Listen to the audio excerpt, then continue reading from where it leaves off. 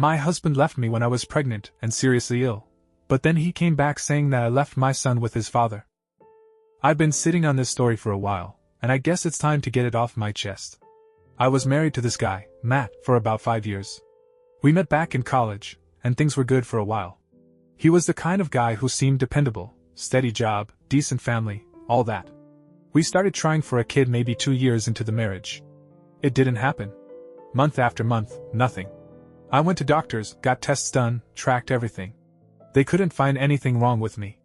Matt went too, but he refused to believe the results when they said he might have issues. He started getting cold about it. Blamed me entirely.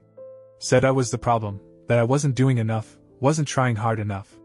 It wore me down. Things got worse over time. He'd come home late, make excuses about work, but I wasn't stupid. I knew something was up. Then, about a year ago, he just left. Packed a bag one night, and told me he was done. Said he couldn't keep pretending with someone who couldn't give him a family. I found out later he'd been seeing this other woman, Jen, for months. Maybe longer. She worked at his office, and apparently, they'd been hooking up behind my back the whole time he was blaming me for our problems. He moved in with her, and that was that. I was gutted, but I didn't chase him. I figured he'd made his choice. What he didn't know, what I didn't even know until a couple weeks after he left, was that I was pregnant. Finally. After all those years of trying, it happened right when he walked out. I didn't tell him. Why would I? He just spent months tearing me apart, telling me I was broken, then ditched me for someone else. I wasn't about to beg him to come back. I kept it to myself, tried to process it alone. I was angry, hurt, stressed out of my mind. Maybe that's why things started going wrong with my body not long after. So there I was, pregnant and alone, still reeling from Matt walking out. I didn't tell anyone about the baby at first, not my friends, not my family. I needed time to figure out what I was going to do. I kept going to work, acting like everything was fine, but inside I was a mess. Then, maybe a month after he left, I started feeling off. Tired all the time, headaches, weird pains in my stomach. I thought it was just the stress of everything, Matt leaving, the betrayal, trying to keep my life together. But it didn't go away. I went to the doctor, and they ran some tests. Turns out it wasn't just stress. I had preeclampsia. They said it's this condition that can happen when you're pregnant. High blood pressure, swelling, all that. It's serious if it gets bad. The doctor told me I needed to take it easy, keep my stress levels down, or it could hurt the baby. Easier said than done. I was already stretched thin, paying the rent on my own, dealing with the fact that my husband was off living with his mistress. I didn't have the energy to fight it. I started working from home when I could, cut back hours, but the bills kept piling up. My blood pressure wasn't getting better either. The doctors kept a close eye on me, said the baby was okay for now but that we'd have to watch it. I was terrified. I'd wanted this kid for so long, and now that it was happening, it felt like everything was falling apart. I still didn't tell Matt. Part of me wanted to shove it in his face. Look, I'm not the problem, you jerk. But the bigger part just wanted him gone from my life. He made it clear he didn't want me anymore, and I wasn't about to give him a chance to ruin this too. I focused on getting through each day, keeping the baby safe. But the stress wasn't going anywhere, and neither was the preeclampsia. The preeclampsia didn't let up. By the time I hit 7 months, the doctors were worried. My blood pressure was all over the place, and I started getting these dizzy spells. I'd be sitting at my desk, trying to type up some work stuff, and the room would just spin. They put me on medication, told me to stay off my feet as much as possible. I did what I could, but it's not like I had anyone to lean on. My parents live halfway across the country, and my friends all have their own lives. I didn't want to burden them with this. So I kept going, alone, hoping I could make it to 9 months. At 8 months, things took a turn. I woke up one morning with this sharp pain in my side, and my vision was blurry. I called the doctor, and they told me to get to the hospital right away. I drove myself, probably not the smartest move, but I didn't have a choice. When I got there, they hooked me up to all these machines, and the nurses were moving fast. My blood pressure was through the roof, and they said the baby was in distress. They didn't waste time. They told me they had to deliver right then, a month early, or we could both be in serious trouble. I was scared out of my mind, but I nodded, let them will me into the OR. The delivery was a blur. They did a C-section because there was no time for anything else. I remember the lights, the cold room, the sound of the monitors beeping. Then I heard him cry, my son. They pulled him out, cleaned him up, and let me see him for a minute before they took him to the NICU. He was tiny, just over 4 pounds, but he was alive. I was exhausted, still hooked up to IVs, but all I could think about was him. I named him Lucas. It hit me then, I was a mom, and Matt had no idea.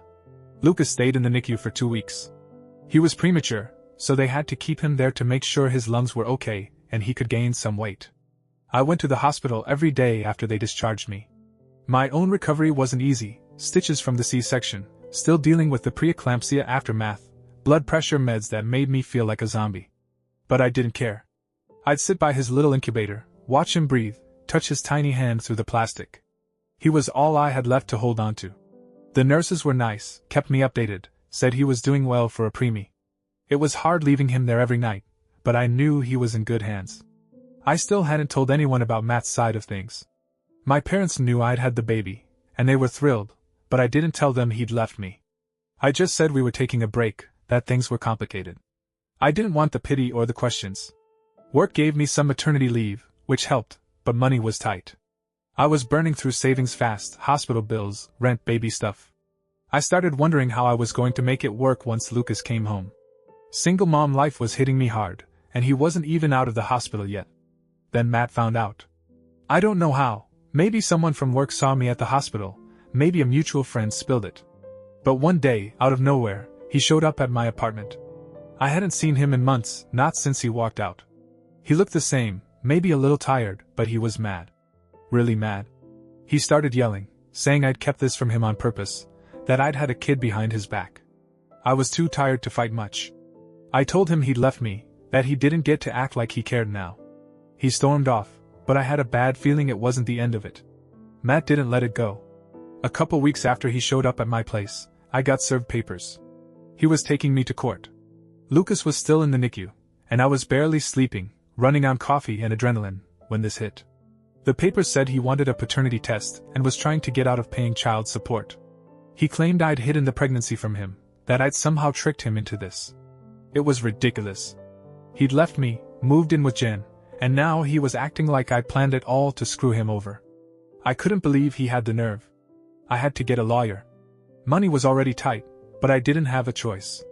I found someone who'd take my case on a payment plan, and we started putting together everything: texts from when he left, proof he'd been with Jen, medical records showing I didn't even know I was pregnant until after he was gone. The lawyer said it was a solid case, that Matt didn't have much to stand on, but it still dragged on. Court dates got scheduled, then pushed back. I was a wreck. Lucas came home from the NICU during all this, and I was trying to figure out how to take care of a newborn while dealing with legal crap. When we finally got to court, it was quick. The judge looked at everything: Matt's affair, the timeline, the paternity test he demanded that proved Lucas was his.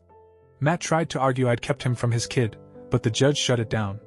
Said he'd abandoned me, not the other way around. Child support got ordered, not a ton, but enough to help. Matt lost, and he was furious. I thought that'd be the end of it, but he wouldn't let it go. He started texting me, saying I'd ruined his life, that I was the one who'd left Lucas without a father. It was insane. After the court stuff, I thought Matt would back off, but he didn't. He kept texting, calling, leaving voicemails. He'd go on these rants about how I'd stolen his chance to be a dad, how I'd left Lucas without a father by not telling him sooner. It made no sense. He was the one who walked out, who chose Jen over me, but somehow in his head, I was the villain. I blocked his number after a while because I couldn't take it. Lucas was home now, and I needed to focus on him, not Matt's nonsense. The kid was still so small, still needed extra care because of being premature. I had doctor appointments for him, follow-ups for me, and work breathing down my neck to come back full-time. Money was a constant worry. The child support helped, but it wasn't enough to cover everything. I started picking up freelance gigs when Lucas napped, data entry, some proofreading, anything I could do from home. It was exhausting. I'd be up half the night with him, then trying to work during the day while he slept in his crib next to me. My apartment was a mess, dishes piling up, laundry everywhere. I didn't have time to care. All I could think about was keeping us afloat. My parents offered to help, but I didn't want to lean on them too much. They didn't even know the full story yet. Matt started showing up again. Not at the apartment, but around. I'd see him parked down the street sometimes, just sitting in his car. Once, I caught him outside the grocery store when I was getting formula. He didn't say anything, just stared at me and Lucas in the cart. It freaked me out. I didn't know what he wanted. Did he suddenly care about being a dad, or was he just trying to mess with me? I started locking the doors all the time, even during the day, just in case.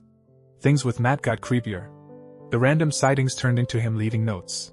I'd find them slipped under my apartment door, short, handwritten things like, "You can't keep him from me," or, "I deserve to know my son." It was unhinged. He'd lost in court, the judge had ruled against him, but he was still acting like he had some claim.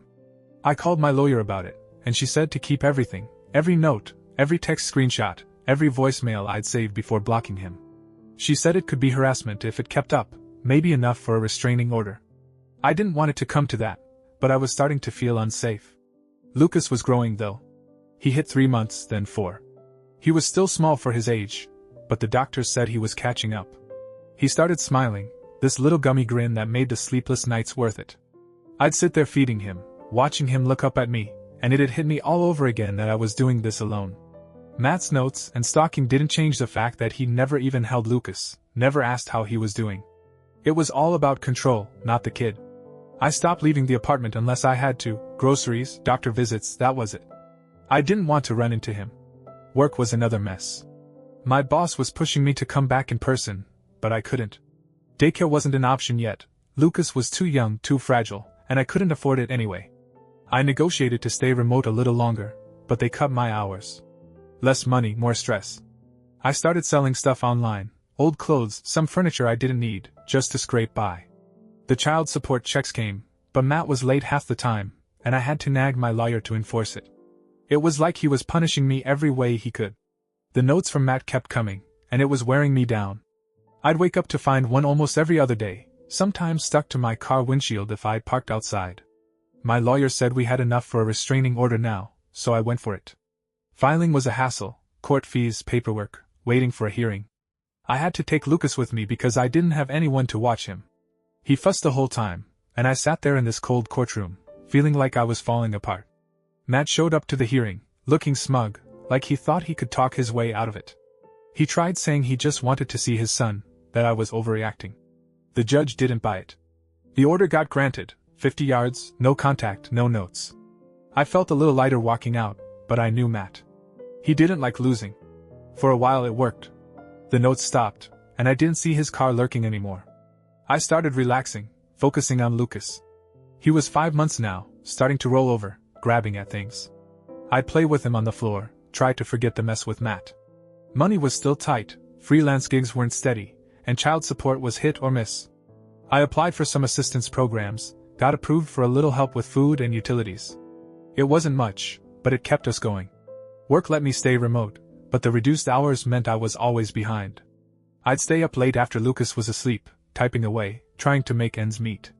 Then I heard through a friend that Matt was still with Jen. They were engaged now, apparently.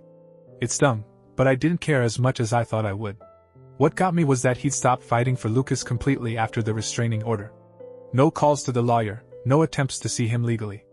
It was like he'd given up, and I was left picking up all the pieces. It's been almost a year since Lucas was born, and I'm still figuring things out. The restraining order held, Matt hasn't tried anything since the court date. I don't know if he's just done with me or if Jen's keeping him in line, but he's out of my life for now. The child support comes sporadically, and my lawyer has to chase him down sometimes, but it's something. Lucas is 6 months old, healthy, hitting his milestones. He's got this laugh that fills up the whole apartment, and it's the best part of my day. I'm still tired all the time, still stressed about money, but he keeps me going. I've gotten better at juggling, freelance work picks up some months, and the assistance programs help when it doesn't. I told my parents the truth a while back. They were shocked about Matt, mad I hadn't said anything sooner, but they've been supportive. They visit when they can, send little things for Lucas. My friends know too, and a couple of them have stepped up, dropping off meals or watching Lucas so I can shower in peace. It's not the life I pictured when I married Matt, but it's mine now. I've stopped looking back so much. He's with Jen, probably planning their wedding, and I don't feel the ache I used to. He made his choice, and I'm making mine, raising Lucas, keeping us steady. Sometimes I wonder what I'd say if Matt ever tried coming back. Part of me wants to scream at him, lay out every way he screwed me over. But mostly, I just want him to stay gone. Lucas doesn't need a dad who only shows up to cause chaos. I'm enough for him, even if it's hard. The preeclampsia is under control, my health stable, and we're surviving. Maybe one day I'll tell Lucas about all this, when he's older. For now, it's just us, and I'm okay with that. We're building something, slow but sure.